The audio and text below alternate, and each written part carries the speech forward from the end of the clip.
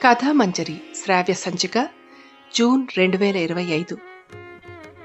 స్పర్శాకాలం కథ రచన శ్రీ వి రాజా రామ్మోహన్ రావు గారు. పఠనం భమిడిపాటి శరజ్యోత్స్న. స్పర్శాకాలం కథ. ఆ ఇంటి ఆవరణలోకి ప్రవేశించేటప్పటికీ తనలో తను లేదు అపూర్వ. తాతయ్య లేని ఇల్లు అనుకునేటప్పటికీ కడుపులో బాధ లుంగలు చుట్టుకున్నట్లయింది. తల్లి తండ్రి తన వెనకే ఉన్నారు. తనని రిసీవ్ చేసుకోవడానికి ఎయిర్పోర్ట్కి వచ్చారు. ఒంటరితనం కాదు, కానీ పెద్ద ఏకాంత శూన్యంతో దిక్కు తోచనట్టుంది. ఎయిర్పోర్ట్లోనే తండ్రిని నిలదీసింది అపూర్వ. నాకెందుకు వెంటనే చెప్పలేదు? తాతయ్య ఆఖరి చూపు దక్కకుండా చేశారు అని. నీకు పరీక్షలు నాన్నా, పైగా నువ్వు వచ్చే వరకు ఆపే అవకాశం లేకపోయింది అన్నాడాయన. తండ్రి పోయిన దిగులు ఆయనలో 15 రోజులైనా ఇంకా అలాగే ఉంది. అపూర్వ మరీ చిన్నదేం కాదు. లండన్లో ఎంఎస్ పరీక్షలు పూర్తయిన రోజే బయలుదేరొచ్చింది. అదట్టుగానే ఇంట్లోకి కాలు పెట్టింది. వెంటనే తాతయ్య గదికి వెళ్లాలనిపించింది. హాల్లో ఆయన ఎప్పుడూ కూర్చునే సోఫా దాటుకునే ఆయన గదికి వెళ్ళింది. ఆయన పడుకున్న మంచం, రాసుకున్న టేబుల్, దానిమీద కళ్ళజోడు, రైటింగ్ ప్యాడ్, పెన్, బట్టల స్టాండ్ మీద తెల్లటి పంచె లాల్చి, మంచం పక్కన పుస్తకాల బీరువా, స్లిప్పర్స్, వాకింగ్ స్టిక్, పక్కనే స్టూల్ మీద మంచినీళ్ల సీసా గ్లాసు. అవన్నీ ఎన్నిసార్లు ముట్టుకుందో, ఎన్నిసార్లు ఆయనకు అందించిందో. జ్ఞాపకాలు బరువుకి ఒక్కసారిగా బోరుమంది అపూర్వ. బాగా గట్టిగానే ఏడ్చేసింది. తల్లి తండ్రి పరిగెత్తుకొచ్చారు. అపూర్వ ఆ ఏడుపు దరిదాపు గంట. శోషొచ్చినట్టు అయిపోతే బలవంతంగా పాలు తాగించారు, పడుకోబెట్టారు. తాతయ్య మంచం మీదే పడుకుంటానంది.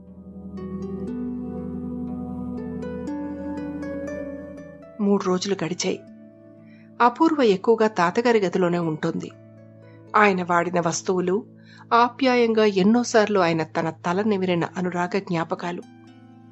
ఆయనతో ఉన్నట్టే భ్రమ, కొంతవరకైనా ఉపశమనంగా ఉన్నట్టున్నాయి. పుట్టుక ఎంత సహజమో మరణము అంతేనని తెలుసు. అయినా ఒక్కోసారి తట్టుకోలేని సందర్భాలు ఎదురవుతాయి. అటువంటి స్థితిలో ఉంది అపూర్వ. చిన్న మనసు, తిప్పుకోలేనంత బెంగ, ఎటూ తేలని ఆలోచన. చావు మీద కసిగా, తాతయ్య లేకపోవడం మీద ఉక్రోషంగా ఉంది. తాతయ్య ఇక రాడని తెలుసు, ఇంక లేడని తెలుసు. మరి మిగిలినవి జ్ఞాపకాలే. రోజురోజుకి వాటి బలం బలహీనపడుతోందని తెలుస్తోంది. బలవంతంగా, ప్రయత్నపూర్వకంగా వాటిని వెనక్కి లాక్కొస్తోంది. అది అసహజం అని తెలుస్తోంది. నెల గడిచింది. అపూర్వ కొంచెం కొంచెం మామూలు జీవితంలో పడింది. ఆ మార్పు గిల్టీగా ఉంది. తాతయ్యని మరుపులోకి తోసేస్తున్నానా అన్న అపరాధ భావన. ఎవరితో చెప్పుకోవాలి? ఏది సరైన దారి?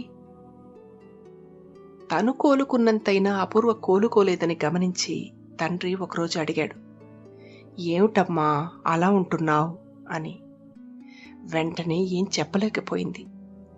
ఆలోచనలు మాటలు పోగేసుకున్నట్టు కాసేపటికి, ఏమో నాన్న, ఏమిటో స్పష్టంగా తెలియడం లేదు. చిన్నతనం నుంచి తాతయ్య నన్ను ఎంత ప్రేమగా చూశాడు, ఎంత గారం, ఎంత ముద్దు చేశాడు, ఎన్ని విషయాలు చెప్పాడు, ఎన్ని నేర్పాడు, ఎన్ని ఎక్స్పీరియన్సెస్. అలాంటి జ్ఞాపకాలన్నీ రోజు రోజుకి నా నుంచి దూరంగా జరిగిపోతున్నాయన్న ఫీలింగు. అంతా చేస్తే జీవితం ఇంతేనా అన్న ఓ రకం దిగులు. చాలా బాధగా ఉంటుంది నాన్న. అంతటి తాతయ్యని పూర్తిగా మర్చిపోతానేమోనని భయం వేస్తోంది. ఓ మనిషి చచ్చిపోతే అంతేనా? అన్నీ అంతమైపోవడమేనా? కూతురి మనస్థితి అర్థం చేసుకున్నాడు. అమ్మా, కాలం చాలా బలమైంది. దానికున్న ఆయుధము మరిపించడం.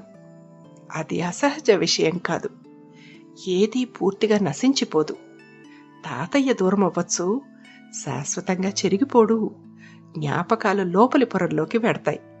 అది జీవిత తత్వం. దానికి దిగులు పడ్డం సరైంది కాదు. నువ్వు చెప్పేది నిజమే కావచ్చు నాన్నా. ఇదంతా సహజ పరిణామమే అయ్యుండొచ్చు. కాని తట్టుకోవడం నా వల్ల కావడం లేదు. చచ్చిపోవాలనిపిస్తోంది నాన్న అంది.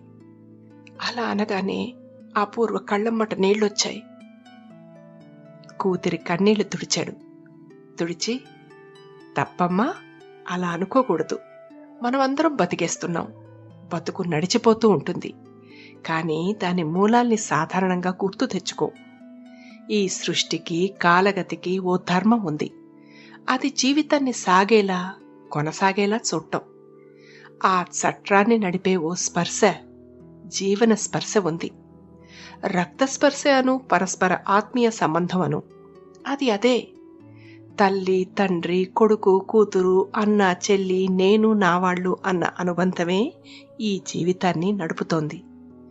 వ్యవసాయం చేసినా, వ్యాపారం, ఉద్యోగం, కూలి కష్టం చేసినా అన్నీ ఆ స్పర్శ కోసమే. తాతయ్య వచ్చాడు, వెళ్ళిపోయాడు.